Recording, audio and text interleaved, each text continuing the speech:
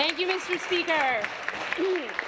Before I begin, I just wanted to welcome to the Legislature the Ontario Association of Fire Chiefs, and in particular, Fire Chief Pascal Meunier from Carleton Place, Fire Chief Ken Stevenson from Berks Falls and District, and Fire Chief Brian Wilson from Clarence Rockland, who I look forward to meeting with later today.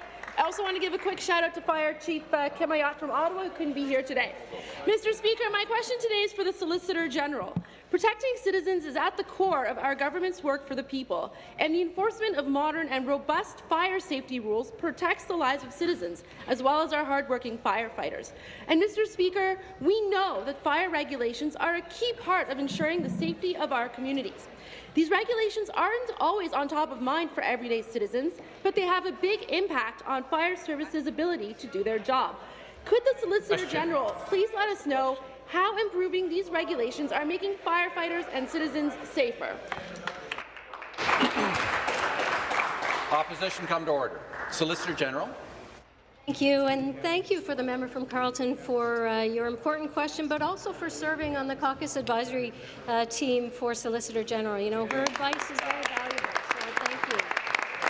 I would also like to welcome and thank the fire chiefs for joining us today at Queen's Park. It's an important advocacy that you need to do to educate us as MPPs, so thank you. You know, your officers, the brave men and women on the front lines, keep our families safe, and as a government, we're committed to ensuring firefighters and regulations support firefighters across Ontario. Whether you live in Kenora or Cambridge, Ottawa or Oxford, I can assure you that the regulations that we put in place are going to be appropriate for the communities that you serve, and we will continue to do that. As you know, there are some new regulations coming forward in the early summer that will really make an impact for the services as well as the communities that we serve. I want to assure you that we will continue to make sure that those regulations are appropriate for the size and the service of the community that you serve.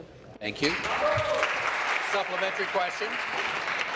Thank you, Mr. Speaker. And through you, I would like to thank the Solicitor General for her response. It's truly an honour to serve on the Caucus Advisory Committee and to work with our first responders in all across the province. Mr. Speaker, firefighters have always stood up for the safety of communities, and now that they have a government that respects and supports them as they carry out very difficult and very dangerous jobs each and every day, we ask these brave men and women to potentially put themselves in harm's way to keep our loved ones and our communities safe.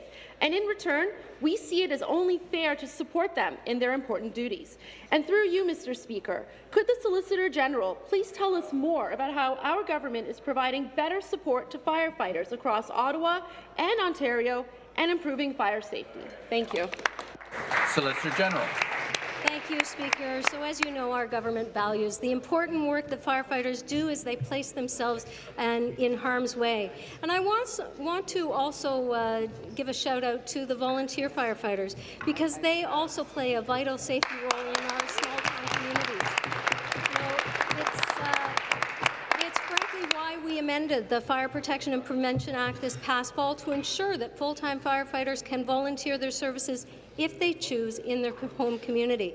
And I would be remiss not to highlight, Speaker, your work for many years in opposition on this issue, and of course my friend and colleague, the Minister of Labour, to bring forward this amendment. It makes a real difference in our smaller communities, so thank you.